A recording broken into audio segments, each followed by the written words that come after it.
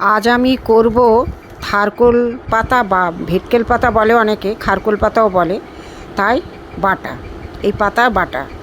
এবারে আমি প্রথমে খারকোল পাতাগুলো নিয়ে ছোট করে কুচিয়ে কেটে নিয়েছি, পরিষ্কার করে ধুয়ে নিয়েছি প্রথমে, আর কুচিয়ে কেটে নিয়ে শুকনো খোলায় একটু ভালো করে ভেজে নেবো, যেন এর যে রসটা আছে অনেক সময় গলা চুলকাতে পারে, একটু রসটার জন্য আমি কড়ার মধ্যে শুকনো খোলায় ভালো করে একদম শুকনো করে ভেজে নেব।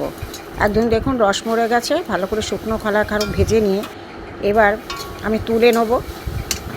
নিয়ে ওই কড়াতেই সর্ষের তেল দেবো, দিয়ে আমি কালো জিরে, কিছুটা বেশি করে কালো জিরে দিলাম, কালো জিরে, রসুন কাঁচা লঙ্কা দিয়ে আমি একটু লাল করে ভেজে নেব। বন্ধুরা, এই গরম ভাতে প্রথম পাতে যদি এই বাটা খাওয়া যায় সত্যি মুখে লেগে থাকবে, খুব ভালো জিনিস। ভাজা হয়ে গেছে, ঠান্ডাও হয়ে গেছে, রসুন কাঁচা লঙ্কা কালো জিরে পাতা সবই ঠান্ডা হয়ে গেছে। এবার আমি মিক্সার জারে সবকটাকে নিয়ে আমি পেস্ট করে নেব। গরম দেবেন না, মিক্সার জারে বা শিলেও বা বেটে নিতে পারেন। আমার পেস্ট করা হয়ে গেছে, গেছে দেখুন কালারটাও সুন্দর এসছে, ফাইন পেস্ট হয়েছে।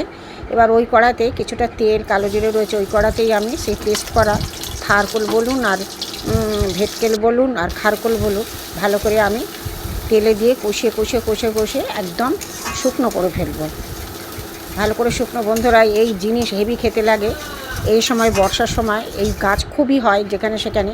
অল্প একটু নুন দেব, হলুদ দেবো অল্প একটু, দিয়ে আমি ভালো করে আবার কষিয়ে নেব।